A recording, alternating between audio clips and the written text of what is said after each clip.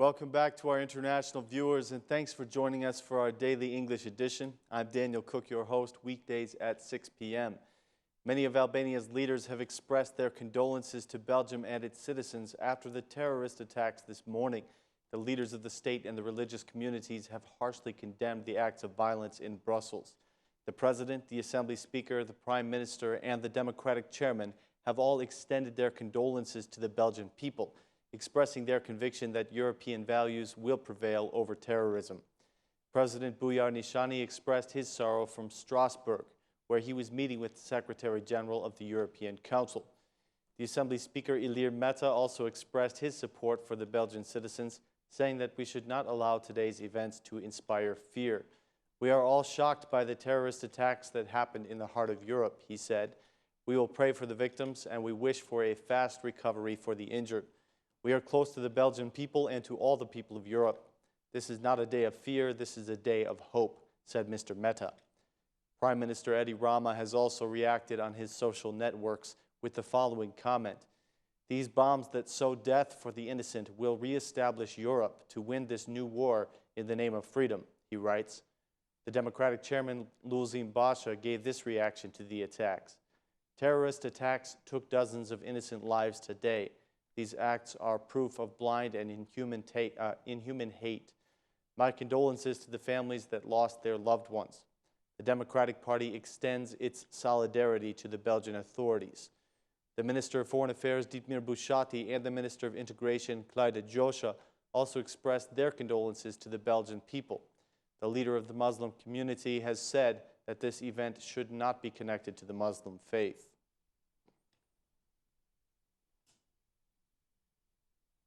Albania's representative in the European Union, Suela Janina, has informed us that there were no Albanians injured in the attacks this morning in Brussels. We have no information that there are Albanian nationals among the victims, she said.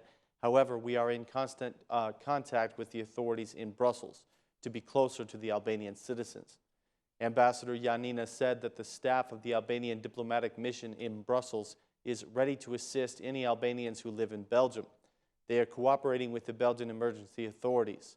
She said, when the two explosions took place, I was at the European Parliament headquarters because today we had the approval of the resolution for Albania and a discussion in the Foreign Committee. Shortly after the explosion, I left from there. Together with the staff, we established contact with the Belgian authorities and the hospitals to learn any news about any Albanian victims, she said. The Albanian embassy in Brussels has opened a phone line that Albanians can call for more information. There are quite a number of Albanians living in Belgium. The Socialist MP Taulant Bala was also in Brussels when the explosions took place today. In a message through his social networks, he said that he was within a few seconds of danger. He writes, Brussels is under attack. After the airport, I was at the Malbik metro station. A few meters or a few seconds could have been fatal for me. More force is needed to counter terrorism, wrote Mr. Bala.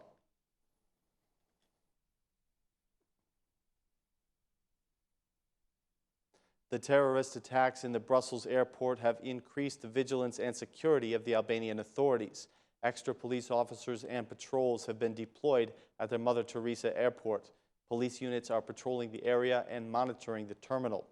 Meanwhile, the incoming suitcases are being checked thoroughly with equipment and anti-explosive dogs. The police have asked for the understanding of the travelers during this period of heightened security. The emergency services are also stationed near the airport in case of any incident, ready to provide care and protection for the citizens. It's also reported that a plane that was scheduled to fly from Tirana to Brussels to Paris landed safely in Paris this morning at 6:47 after skipping over their stop in Brussels. After 2 weeks of meetings and work, the IMF mission has concluded its time here in Albania. The IMF has asked the Albanian government to improve its business climate, starting with the adoption of the justice reform and the resolution of the property issues. The head of the mission, Anita Tuladar, held a press conference today, listing several of the points that the Albanian government needs to focus on in order to improve its business climate. She said, in order to improve the investments, the structural reforms need to continue. especially in property rights, association rights, and the judicial reform. A further decrease of bad loans has been noted, but it's still a challenge to increase the lending for the good of the economy. Regarding the concession for the VAT, she indicated that a complete study needs to be made. The IMF believes that it is important to analyze the risks, she said. There needs to be a feasibility study and a good analysis of cost and benefits. The studies should reflect the effects of the concession on the budget. She also predicted that a drop in oil prices will have a negative impact on Albania's budget. The IMF chief and the Minister of Finance had differing views on the removal of the small business tax and the increase of energy prices.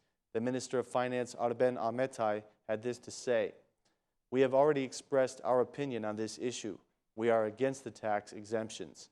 Currently, several measures have been taken to improve the budget, and the expansion of the taxable base is one of those measures."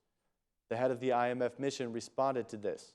The energy and pension reforms were successful, and the government protected the needy when the energy price increased. Minister Ahmetaj replied that the government did not increase the energy price, but simply balanced it. Lastly, Mrs.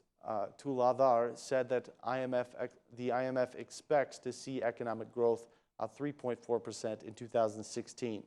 Also present at the press conference, the BOA Governor Seiko said that inflation is a primary focus of the central bank, but according to him, it does not pose a serious risk. Tomorrow, the majority and the opposition are scheduled to hold a dialogue over the issues that divide them in the justice reform. Today, the head of the SMI parliamentary group, Petrit Vasili, has given assurance that all Democratic Party concerns will be considered. In an interview for Oren News, Mr. Vasili praised the agreement that was reached between the parties and the agreement to hold political dialogue, which the SMI had insisted on. Dialogue will provide the possibility of reducing the distance between the parties, he said. Since the final recommendations from Venice, the Democrats have published 10 points on which they are seeking consensus. Mr. Vasili gave his assurance that the party will consider all of these points without prejudice. "I do not think that the parties will sit down with the preconceived notions about these issues. We will discuss every point and we will find the best possible solution," said Mr. Vasili. The majority has asked for the package of constitutional changes for the reform to be passed by the end of March. This will coincide with the arrival of the EU Commissioner for Enlargement, Mr. Hahn.